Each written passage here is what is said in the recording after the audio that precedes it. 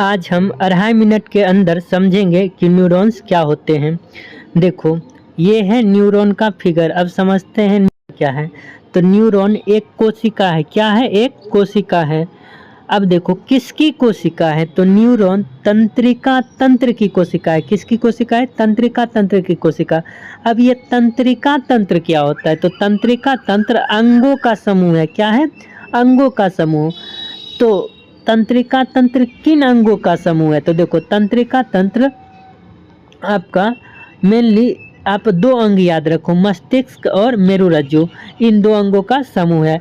अब देखो तंत्रिका तंत्र किसकी समूह है? मस्तिष्क और मेरुरज्जु। मतलब मस्तिष्क और मेरुरज्जु में पाई जाने वाली कोशिका क्या कहलाएगी? न्यूरॉन। तो उम्मीद है कि आपको न्यूरॉन समझ आ गया होगा। अब चलिए इसके संरचना को समझते हैं। ये है न्यूरॉन का फिगर।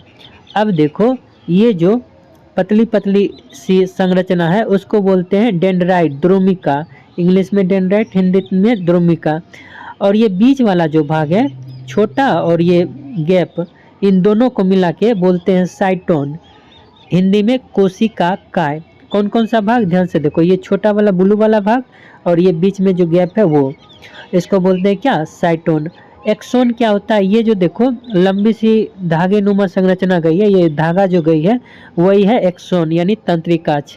अब ये जो है आयताकार टाइप से ये डब्बा, उसको बोलते हैं माइलिन शीथ। और ये डब्बा के अंदर जो ये बिंदु है, छोटा सा बिंदु, उसको बोलते हैं श्वान कोशिका। ठीक, श्वान सेल। तो यहाँ तक समझ आ गया। और ये जो है तंत्रिका का अंतिम सिरा है। तो ये आपका बात हो गया तंत्रिका तंत्र के संरचना की। अब इसका काम देख लेते हैं। डेंड्राइट का क्या काम है? ये पतली झाड़ीनुमा शाखाएं होती है जो आवेग या उद्दीपन ग्रहण करती है। ठीक, अच्छा कोशिका कोशिका का क्या होती है? यह केंद्रक कोशिकांग एवं कोशिका द्रव्य युक्त भाग है जो दुर्मिका से आवेग ग्रहण करता है। तो ये जो कोशिका का है ये दुर्मिका से यहाँ आवेग ग्रहण करता है। ठीक, तंत्रिकाक्ष क्या है? यह एक लंबा माइलिन युक्त या विहीन प्रवर्ध है जो आवेग को कोशिका काय से दूर ले जाता है। यह एक्सोन से आवेग को इस डंडी के माध्यम से दूर ले जाता है। ठीक, अब देखो न्यूरॉन में कोशिका द्रव्य में निश्चल कणिकाएं पाई जाती है।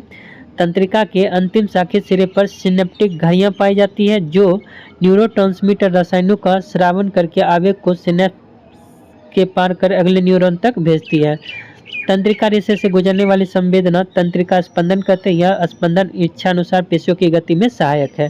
तो ये आपका खत्म होता है।